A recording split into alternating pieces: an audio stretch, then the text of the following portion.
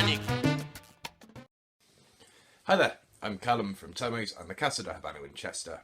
And today I'm bringing you Pipe Smoking 101, which is my beginner's guide on how to fill and light a tobacco pipe. On the surface, it can seem quite simple. I know when I first started smoking a pipe, an older colleague of mine simply advised me to put tobacco in one end, put the other end in my mouth, set it on fire and suck. So I'm hoping to be marginally more helpful than that, because there is slightly more to it than that. If you'd like to play along at home, you will need, aside the obvious, pipe and tobacco. It's also worth having a pipe tool or tamper and a pipe lighter. The difference with a pipe lighter being the flame comes out horizontally rather than vertically, so it's easier to light your bowl without burning your hand, which is a plus. So I'm going to go on to the first stage, which is filling. Okay, so lighting your pipe. As I said before, it's slightly more complicated than simply stuffing tobacco into one end of it. I mean, realistically, you can do that, but you'll probably find it doesn't really light very easily. It'll go out quite a lot once it is lit, and it just generally won't be as nice for smoke as it could potentially be. So the easiest method I found for a decent fill is to take your empty pipe, take some tobacco, and then loosely drop it in till it fills up to the top of the bowl. You're not really packing it down at this stage, you're just filling it loosely until it's up to the top. And then take either your thumb, finger or a tamper and relatively firmly pack the tobacco down until you're about a third of the way full on your bowl. You can just about see that.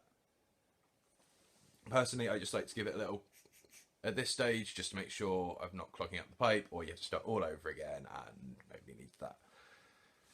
So, side note, if you're breaking in a new pipe using this video, this is the stage where you go on to lighting. You only smoke a pipe a third of the way full the first few times you smoke it, so skip ahead till you see me playing with the lighter and picking up there.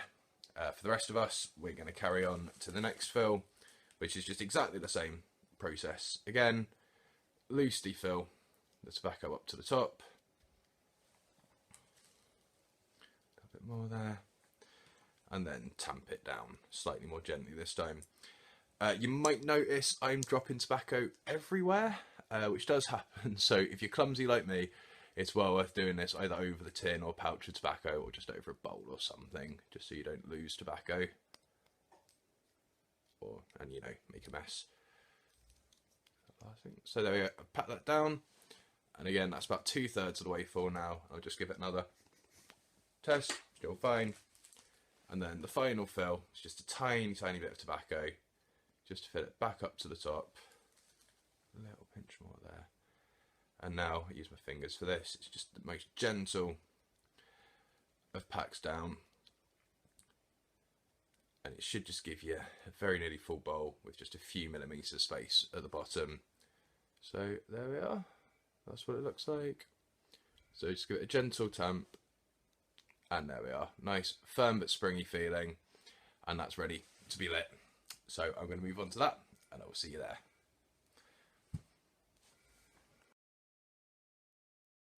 Right, so the fun bit, lighting your pipe.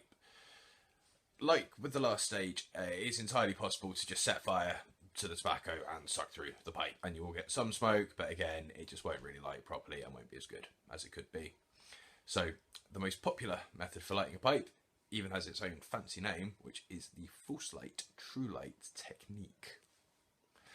And that is basically two lights of the pipe.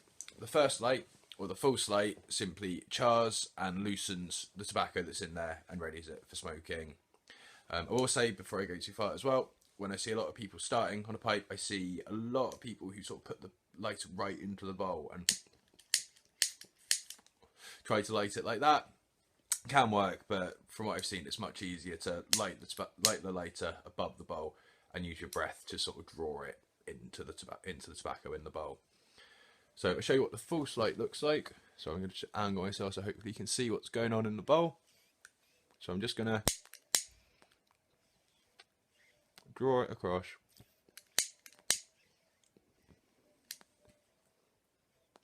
you should see the tobacco's sort of lit, but it's only like little bits of it. It's not really like properly lit, hence false light. So we then move on to the true light, but first we just tamp the bowl back down. Tamper's really helpful at this point, because otherwise you are basically just poking down fire with your fingers, and that's very rarely a good idea. So there it is now. Again, I'm hoping you can see what's going on in the bowl there. And if I go onto the true light, hopefully you'll see a real difference in the way the bowl lights now.